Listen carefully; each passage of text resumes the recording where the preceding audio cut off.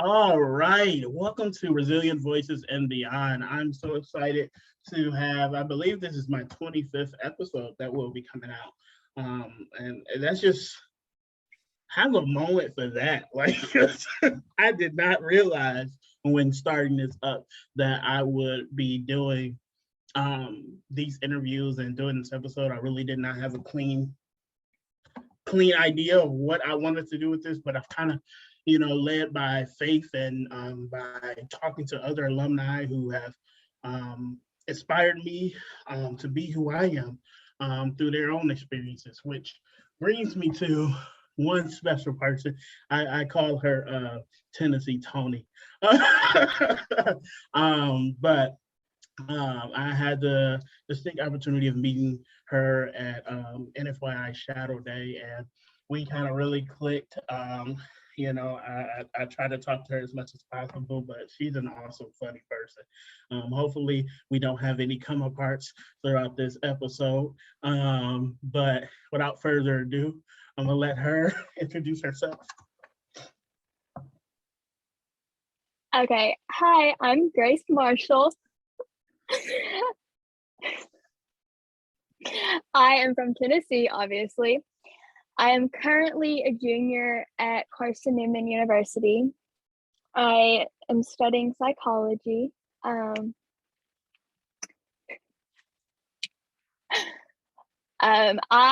grew up I grew up in Nashville, but I have lived pretty much in every state in the surrounding Southeast area, except for Texas and Florida. So it's good. But I lost my brother at a very young age. And so dealing with that and trying to keep relationships with my other brother has really been a struggle, but I love talking about my brother, and I love getting to relate to people who have lost siblings, because it's a grief that you never want to experience, but when you do, you want to know there's someone who is there, who knows that pain.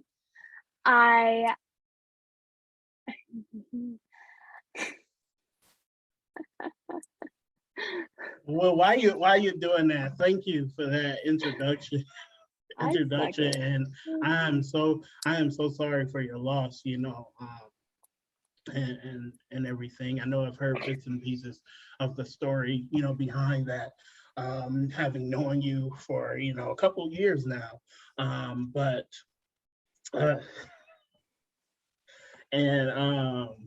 because we cannot laugh throughout this whole time. But throughout this time of knowing you, I've been able to see your journey and what you've been through and what you've triumphed with and everything. And it's been very inspiring. And I would love for you to kind of share a little bit about that. Like, how did you enter into care? What was that like? What was that journey, and why, with the audience and myself? Yeah, so growing up, my parents were married, but for a majority of my childhood, I watched my biological father very abusive towards my mom. And so whenever I turned 8 or 9, I had to sort of take on that parent role for my youngest brother, because anytime that there would be an argument between our parents, I would be the one that would have to take him outside or in his bedroom and play with him and keep him from hearing every slap and every yell. And that very much shaped the way I deal with conflict, because no one was there to protect me the way I was protecting my brother. And so I witnessed that, and there were many times that my mom would wake us up after my dad had gone to work and saying that, get your stuff, pack your bags, like, we're gonna go to my uncle's house, or we're gonna go to a friend's house and stay, because she was gonna leave him. And I went through 2 separations of that until I was 14 or 15, when she finally left my biological father. And never in a million years would I have thought that he would have transferred that abuse to me. But when they were going through a divorce, the court put me and my brother in 50-50 custody. And about 3 months into doing 50-50 custody, he became very abusive towards me. And there would be times where I'd be sitting on the couch and he'd just be in my face screaming and spitting in my face.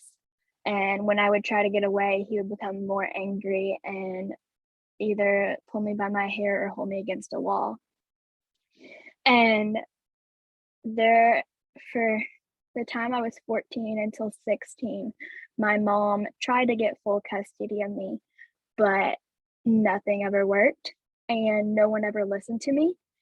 And when I was 16, we went in for another court date, and the judge was going to get ready to just hand me back to my biological father.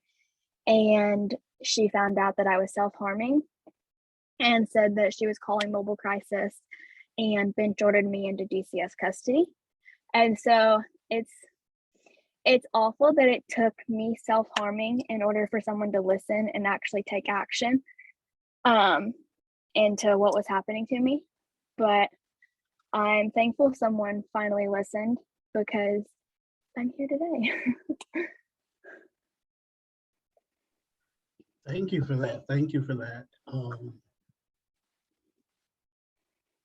So my question, in response to that is, so there was split custody. So you Yeah. stayed with you stayed with your dad. It was me and my brother. We were 1 week on, 1 week off with Okay. my father and my mom. And so, yeah, I would scream and cry on the days that I have to go back to his house because I did not want to go back there. But anytime my mom would not force me, my father would call the cops on her and make me go back. So what you explained is you experienced a lot of emotional and verbal abuse. Was that the only Yeah. abuse that you experienced? So it started out with verbal and emotional abuse. And as the years went on before I went into foster care, it got very physical. There was times where I would try to get away from him and run into the hall bath, and he would run right behind me and like slam me up against the wall and just keep yelling and then hit me in the face. And then if I would try to run away up the stairs or down the stairs, he would pull me by my hair. Wow. That's a lot to have went through, and it attests to, the resiliency in you now, and what you have to kind of persevere. If you don't mind me asking, you said you kind of stepped into like a kind of protective guardian role for your brother. Yeah. What did that look like, enduring that abuse yourself, but also, trying to be there for your brother? Yeah. So when we were living in Nashville, and I can remember they were arguing about something. The cops were called. They were talking in the living room, and I took my brother into his bedroom, and while they were talking to the cops and arguing, I would be having him try to play, but then also try to be at the door to make sure see when things were finishing up. And yeah.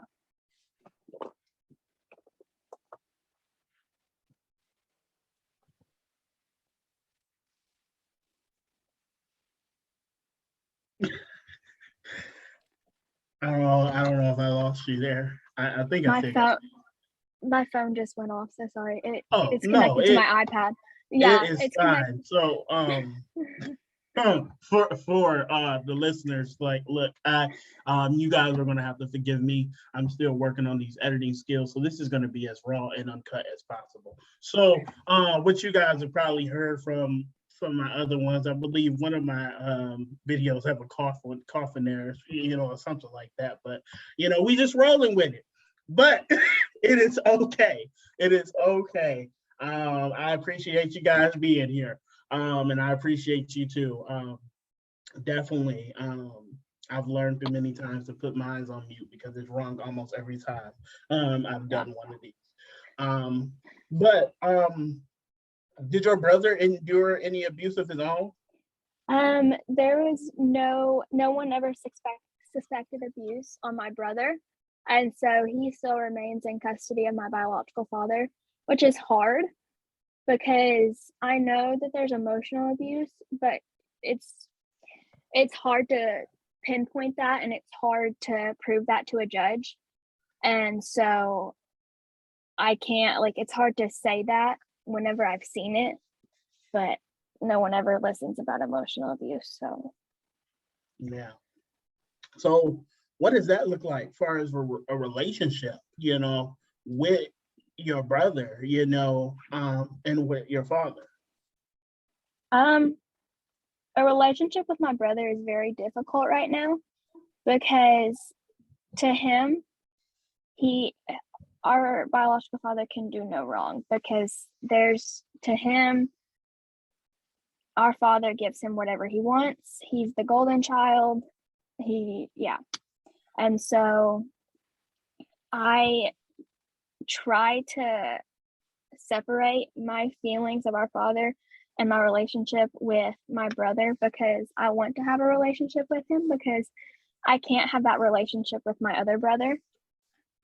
And so it's just finding a balance between my own healing and my own feelings and that relationship with him. And it's very difficult and it's an ongoing process, but yeah. Okay. So having dealt with all this and, went through the battles and the barriers coming up towards adulthood, what did that look like for you? Like making those decisions, transitioning out, and and you can correct me if I'm wrong, but as a foster care alumni myself, one of the biggest thoughts I had in that process of getting towards that next step is trying to be better than the examples that were presented to me. And how could I be better? That was one of the biggest things that resonated at my head at 18, getting ready to, go to college and everything like that. So what did that look like for yourself? I my biological father's side of the family, I don't have the best relationship with, and I know a lot of them are alcoholics, and so is my father, and so I want to, like you said, like I want to be better, and like I want to be better than the last generation. Like I want to pave the way for like the future generations, like my future kids, and break that cycle. And going into adulthood from high school to college, like it was so, like I always knew I wanted to go to college because I want to better my life and not go down the path that my father went. But I have never really, high school was hard for me because my grades suffered just from moving a lot, but then also constantly being in the house with my father. I couldn't really work on my schoolwork, and so my grades suffered because of that. So my GPA was awful. And so I was like, am I gonna be able to get in college with my GPA? My ACT score was not the best. And then I got accepted to Carson Newman. And then I found out that I had a scholarship through DCS. So like I don't have a lot of student loans, thankfully. And I went into nursing originally. Yeah. Not for me. Not for me. Quickly realized it. And then I realized that I want to be able to help kids who who are going through similar circumstances to me. And I want to help make change because, like I said before, like not a lot of people listen about emotional abuse. And so I want to be able to make that more known and bring more awareness to it because it does happen. And there's no one knows the signs of it unless you have a really good therapist in court. All right. Wow. Well, it sounds like, those barriers kept coming, like even after the storm and so forth. So it wasn't like, Yeah. oh, I'm pushing that line towards 18. I'm gonna be good. Life is gonna be great. Yeah. That wasn't the reality, and that wasn't the story. And I believe I've spoken to this interviewing someone else. Just trauma is a bad thing. It really impacts life, and Yeah. the environment and the setting and the situations around it also does its deal. And we don't realize, and I even speak to myself in this, I don't realize after all the trauma that I endured, developed behavior issues, went to over like 40 different schools. It wasn't until my senior year, I tried to get as many credits as I could to graduate, but also I had to learn math. I did not know my multiplication until my senior year, but that's something that I suffered because going through different things and being at home wasn't safe. It wasn't okay, in school, outside of seeking as a refuge, I ended up being bullied and, and a lot of things like that. So I ended up finding school to be a not really a safe place for me. And I started acting out in school. But not to go on a big old rant, I say that because, especially if we don't realize that everyone doesn't get that golden story. Just because there's scholarships and stuff like that out there doesn't mean that, we good. I remember getting ready to go to college, and I started out as a social worker, switched to criminal justice. Now I'm political science, and so forth. So it's been a journey and trying to figure out who I am amongst healing. Yeah. And I believe, and you can speak to it too. It wasn't really until I got into my adulthood and got into moving through motions, working a job, doing all the other things that I realized that there was still a lot of healing that I needed to do on top of trying to do adulting. Yeah. The last 2 years have been very much a struggle as to finding out who I am in adulthood because I'm only 21, and so I'm still trying to figure out who I am. And it's with healing and figuring out who I am has been a struggle with certain relationships within my family as well. I am thankful for my mom and my stepdad, who's my dad, and then my step siblings. But it's been a struggle trying to figure out how to deal with things with them because I don't deal with conflict well. I shut down and I wait for the conflict to be over, which it's not going to be over because these are people who love me and care for me, and they want to have a relationship with me. They're not going to hurt me like my father did. And so trying to find the healing in knowing that I'm safe now, I'm in a safe environment, I'm not going to get hurt again like I did in the past has been a struggle. And yeah. Definitely. And you touched on something that is another big thing, and that can be a whole different podcast in itself. Relationships and relationship building, relationship maintenance, all those different avenues after going through so much trauma where relationships wasn't healthy, they just wasn't healthy. which brings me to my next question here. You know, what was mental health like, throughout this journey and now? Like how, like, I know you mentioned that, you used to, in the past, self-harm and you felt that your voice wasn't being heard until, certain actions and different Yeah. things had happened. So how did that transition, and these are multiple questions I'm building on to this, how did that transition to where your mental health was then and where it is now? What was that progression and what did it look like for yourself? Um, then I did not know how to cope with it. I always went down that rabbit hole of every depression thought that I had or anxiety thought. I always went down that rabbit hole, and it I ended up very, very lost.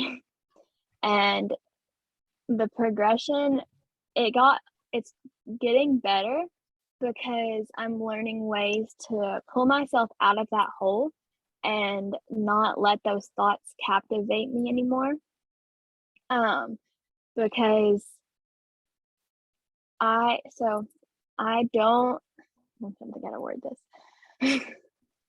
But now I am able to pull myself out of an anxiety attack, which 5 years ago, even 3 years ago, I was not able to do. Because I would follow those thoughts down the rabbit hole. I would think of everything possible that could go wrong because of my past. But now, like, when I feel like I'm having an anxiety attack, like, I just remind myself that I am loved, I am cared for, I am safe, and I am worthy. Just I am statements. Definitely, definitely. That you made me think of the movie The Help. You were smart, you was kind, you was Yeah. important. Those are some things that I started saying to myself. But wow, and I love that your honesty and your vulnerability to speak to, like, this is something you're still working on. At 21, there's still things that you realize that you still need to work on and heal on and build bigger and better coping skills with. And that's great. I appreciate you sharing that with me because you didn't have to, but I appreciate you sharing that and being honest, because I think it's important as I begin to showcase voices and stuff like that.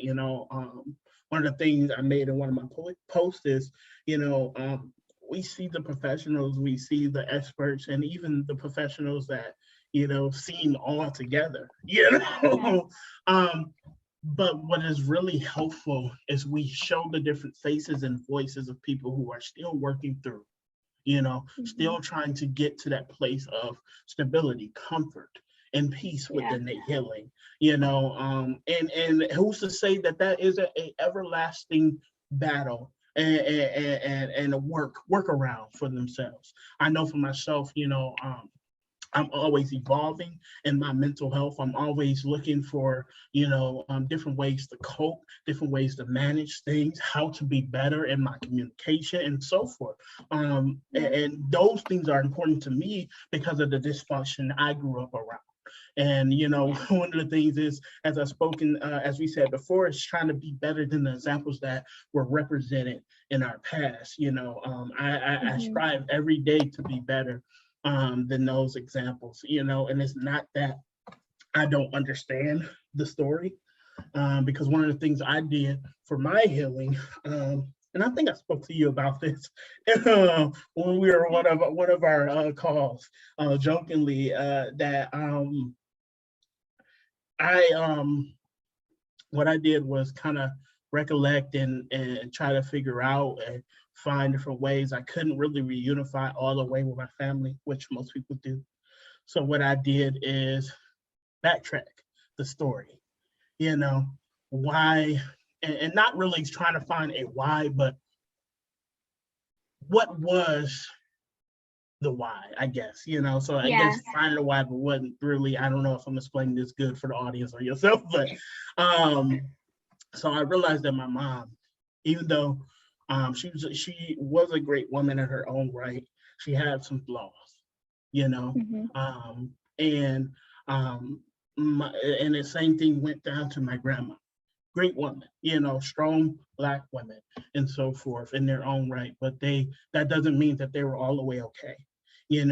Culturally, between the two of them, taking care of mental health wasn't on the top of their radar, which led to things being projected to their children and being taken out on their children and so forth. And that's how I found out my story of my mom, and it helped me get to a place of not resenting, you know, but by understanding the generational habits that led to where I was, and trying to break that bond from that generational, I guess bondage you would say, and make a Yeah. new path. One thing I strive to, and which I, hear from yourself is, you're striving to um, make new traditions and be better than what Yeah. was presented. Um, my next question, outside of that long rant, is what was your experience? Because you've been in college, now. What was your experience with COVID? You kind of touched on the mental health part, but like, what was this like? Being out there. You're not completely on your own because I know you have supports, but Yeah. experiencing all this chaos. Um, it was interesting. I uh moved from my dorm back with my mom and my dad. And yeah, all my classes, I cannot learn online. I learned that during COVID. I just trying to read my reading comprehension is not the best. And so trying to read something online and trying to focus on it when like all these distractions are around me at home or at a coffee shop was difficult. Um, and so, but I figured ways around it. If I was at home, I would stick my AirPods in and just drown out stuff with music and just put my focus in on the what I have to look at. Um, as of so I work for a janitorial business. My parents own Marshall Cleaning Service. And so we didn't really have to shut down work because we used to clean a grocery store and grocery stores were considered essential. And so I was fortunate enough to still be able to have my job. Um, and so that part of it felt normal, like going to work still, but then trying to figure out like, oh, do I need a mask here? Do I need a mask here? And Tennessee has been lenient with their mask mandates. So it's been weird watching like how Tennessee is doing things and then how other states are doing things because we had a mask mandate for maybe 8 months, close almost a year, but yeah. Wow. So that's very intriguing that you say that. I know it's always a different answer when I ask different people about their experience. Some had been kicked out of the dorm without places to stay, like really didn't know what work looked like, had to Yeah. figure out a new way of living. So it's Yeah. always different and intriguing to hear how COVID has affected um, the different individuals that I interview. Um, but kind of going forward, because I know you're still on this journey, and I can't really speak, and say you're a youngster, Tennessee Tony, but I know you're still on this road towards growth, and it's just awesome because I know you've done some advocacy work, and I don't know if you mind speaking upon some of the advocacy work that you've done, and where this journey is leading you next. Um, yeah. So I have done some DCS panels for they were doing CFTM meeting trainings for employees. And so they had a couple foster youth come and speak and then give their perspective of them. And so I was able to advocate for what I didn't like about them, but then also give them different different ways that they can help the child more in those meetings.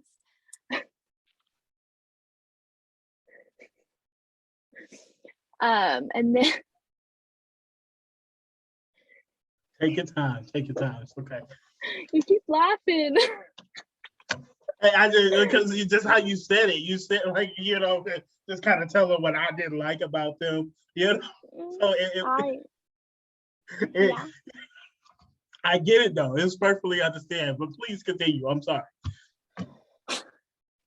Oh my Lord. Okay. Oh. And then I did another panel for oh, my brain is blanking. It was a foster parent panel. It was like after the approval process. I did that because they wanted the perspective of the kid coming in, and I like because I was a teenager going into the system. I like to talk a lot about that because I know that a lot of foster parents don't know what to do with a teenager coming into their house. And so especially like after having all those years of trauma, like and not knowing how to deal with it and deal with your emotions. Because I had a kinship placement and my foster parents, they're great, but I shut them out a lot and I was very much not like no, I wouldn't say not there, but I had a lot of panic attacks in my bedroom and I didn't know how to deal with it and I would scream at them and yeah, so It sounds like you want to make that experience better for other people, and you kind of yeah. showcase that in your advocacy, not just kind of advocating for teens to be fostered, but also how to foster teens. Yeah. Because it's not the same. When you're a teenager being fostered, there's a couple different things that could be happening. You're either going to age out, or you're either going to be adopted, or you may emancipate. It can look like many different things. But either way, the steps that are taken when foster parents, guardians, and so forth are supporting that teenager is kind of being a resource, of knowledge and just guiding. That's the best thing that you can do in that time, and just keeping an eye open and keeping the dialogues going. And one of the things when I speak to foster parents, which I'm sure you do yourself, is communication is key. Because a lot of the times we come from places where communication is not the front piece and the family, so having dialogues, communicating, having family meetings, if that, I don't see a lot of people doing that. Like, let's just talk about something. How was school, or something like that, you doing all right, you're living good, Dinner conversations. Right. And those conversations, believe it or not, when you're fostering a team, helps that person feel involved, helps that person feel open to be able to come to you about different things. And I know it's something small, I know it's something subtle, and I know it may take time because not all people are going to approach when you like, hey, let's have the conversation, I'm good. You might get a couple of no, I'm good.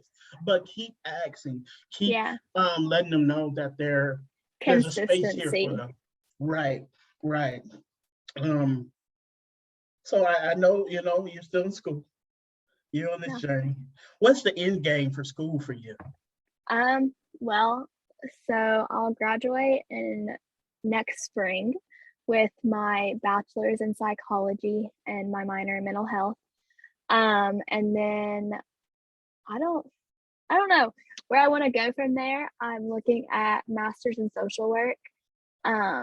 but I'm not 100% sure yet. So we will see. So basically what she's telling us, audience, is just stay Yeah, tuned. Just stay tuned. She's just gonna let stay tuned. I'm us know. coming out. It's gonna be great. It's gonna. She'll let us know when it happens. You know? Oh, I will. Oh man. It has been a pleasure being able to speak with you, Grace. And it's hilarious, because I always call you Tennessee Tony, and then when I call you Grace, it's just, Who's that?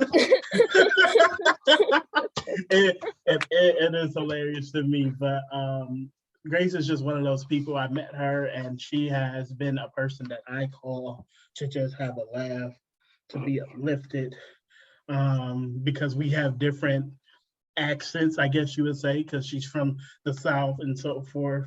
And she talks about certain things I say, and I talk about things that she say, because she always tells me she gonna have a come apart when she doing an assignment or something. So it's just hilarious, and I just implore you guys, as I speak about mental health and the stigmas and labels and fostering and all these different things. One of the biggest things I want to speak to is just being a human being in this day and earth right now.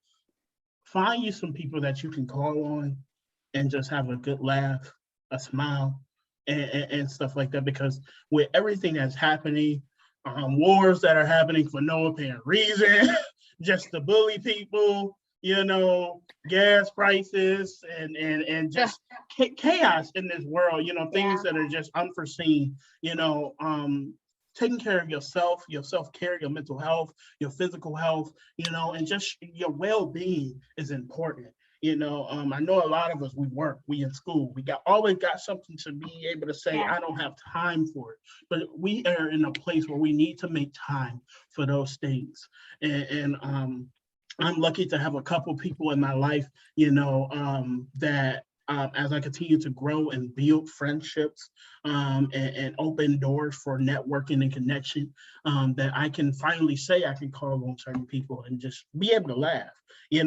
I'm still working, as we're on that journey, we get questions on surveys being a foster youth.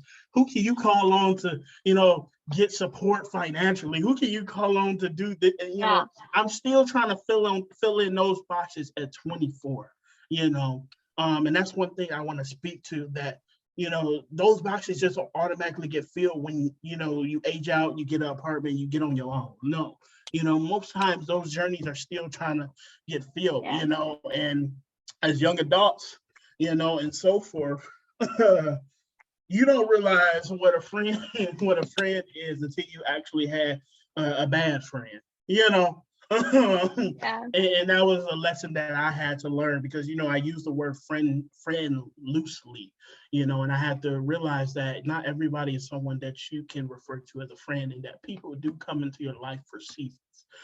Yeah. But I agree. Like finding your community is just so important, because so my freshman year of college, so when I graduated, my old church just didn't have a young adult program, and so I felt very disconnected. And I didn't know who to call on, and all my friends that I was talking to were out of the state. And I found my new church, and like finding that community where people you can call on when you're having a bad day, or when you feel like you're going to have a panic attack, like, are so good to have, because then you feel less alone, and like having those people in your corner to cheer you on is so important, because it shows you that you don't have to go this alone. Even I hate asking for help, but I'm getting better at it, and I am reaching out to my community. I'm reaching out to my mom, my sisters, my brother. But yeah. Definitely. Well, I just want to thank you for taking out some time to speak to myself and do this. I know you're a very busy woman, got a lot going on, you know. So I just want to say thank you, for being honest, being open, and being vulnerable about your experience, but also where you're trying to go. And also what obstacles are still lying in the midst, that is not always okay, and it's okay to not be okay. Yeah. And there's ways to continue to work through those things. So I just appreciate that. I would love to have you back, as you continue on this journey and so forth. If that's something you want to do at that time. But my last question for you is, what tips and tidbits do you have for I may even not say this, foster parents, social workers, and youth and alumni? Um, I think just listening and listening and communicating, like you said, because um, especially for like social workers and foster parents, taking the time to listen to like the youth, because like growing up, I felt like no one listened to me, especially from 15 to 16. And so thinking that no one cares and no one's going to listen to me was the hardest thing. And that's when I shut down and I just didn't say anything. I didn't have a voice in what was happening to me.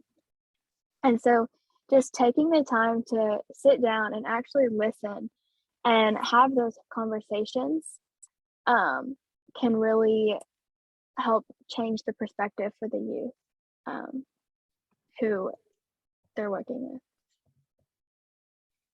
Definitely, definitely. And lastly, excuse me, for those youth and alumni, Mhm. what do you have for them? I think that you're not alone in what you're feeling. Um, there are people who everyone's story is different, but we can all relate in some way or another, and you're not alone. Um, yeah. Definitely, definitely. Thank you. I love that. You're not alone, and what you're feeling and what you've been through is Yeah. valid. You know, Yeah. and I would even push forward to say that, please, even as a social worker, foster parent, and as for someone who has been through lived experience, what you feel and what you go through is valid, and please do Yeah. not let nobody tell you anything different. you know Mhm. Make sure that you're taking care of yourself and doing what you need to do emotionally, Yeah. physically, and so forth.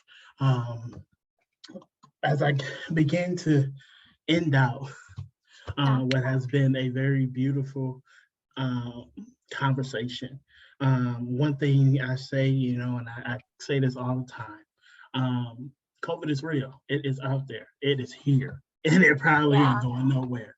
I Yeah. believe No. we kind of like on our fourth, fifth variant. I may be exaggerating, Yeah. whichever, but it's something like that. Uh, just be safe, Yeah. please be safe.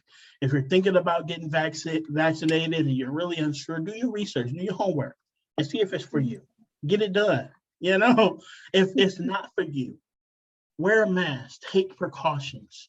You know, please do not just like, oh well, whichever. Because our ignorance, and I make some people mad, but I'm sorry, our ignorance, it can kill us. And we don't. None of us want to be at that last moment. Like, dang, oh, this is real, and you're in a hospital bed. You know, so please take care of yourself.